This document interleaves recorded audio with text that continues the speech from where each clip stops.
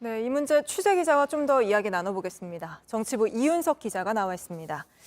자, 이 기자, 오늘 당선인이 직접 찾아가기까지 했으니 곧 발표가 있겠죠? 네, 진행 과정을 보면 그렇게 볼 수 있습니다. 후보지에 대한 보고를 다 받은 다음에 최종 결정권자가 마지막으로 후보지를 직접 찾아갔다고 볼 수 있기 때문입니다. 일각에선 당장 내일 기자회견을 할 수도 있다는 말이 나오기도 하는데요. 하지만 여전히 확정적으로 날짜를 답하기는 어려운 상황입니다. 예, 안 옮기지는 않겠죠. 당선인 의지가 워낙 강해 보이니까요. 그런데 사실 국민의힘 내부에서는 좀 부담스럽다. 이 이슈가 다른 이슈를 다 집어삼키는 블랙홀이 되고 있다. 이런 우려가 나오고 있지 않습니까? 네, 그런 목소리가 있습니다. 인수위는 국정 운영 전반을 준비해야 하는데 네. 마치 여기에만 매달려 있는 것 같은 인상을 준다는 지적이 내부에서도 나오고 있는 겁니다. 그래서 그런 우려를 좀 없애고 갈등을 최소화하기 위해서 당선인이 직접 나서서 일을 빨리 처리하려는 것 아니냐, 이런 분석도 있습니다.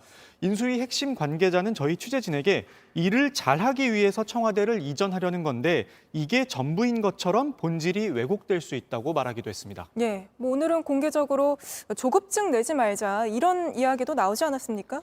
네, 오늘 윤희숙 전 의원 페이스북이 눈길을 끌었는데요. 윤 전 의원은 조급증 내지 말고 좋은 결과를 위해 숙고하자고 적었습니다.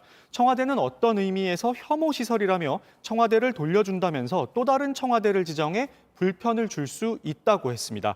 청와대 이전이 사회적 갈등을 더욱 높여서 다른 일까지 못하게 막을 수 있다는 우려도 나오고 있습니다. 네, 사실 민주당도 비판 강도를 올리고 있는 분위기인 것 같은데 오늘은 두꺼비집 이야기까지 하지 않았습니까?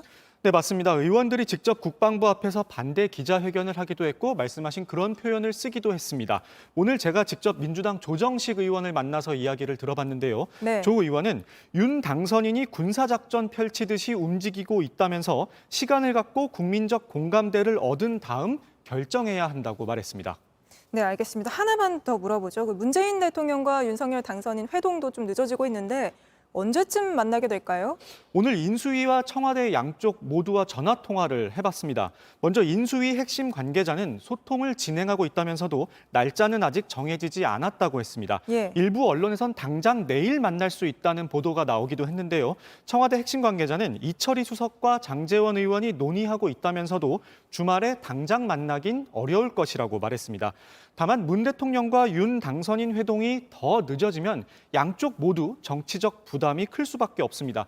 이 때문에 전격적인 회동이 이뤄질 가능성 여전히 있고요. 늦어도 주 초반엔 만날 것으로 전망됩니다. 네, 알겠습니다. 여기까지 듣겠습니다. 이윤석 기자였습니다.